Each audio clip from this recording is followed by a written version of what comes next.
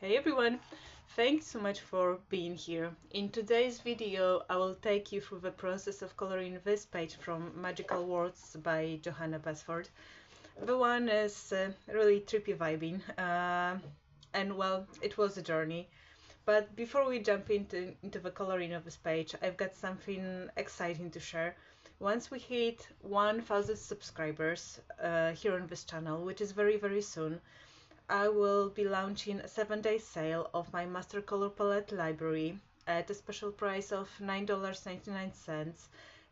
It includes 8 themed collections with 15 printable color palettes each, including Rainbow Vision palette, which inspired colors for this specific page. And what is the coolest part about this project is that it's a one-time purchase with a lifetime access, meaning you will automatically receive all the revisions and all the updates, all new bundles that I'm going to create totally for free.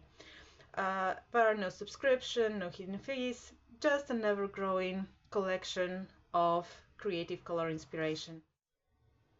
And of course, the best way to support me and my channel is simply to subscribe and like the video if it inspires you or gives you a nudge to try something new. It's always a pleasure of mine.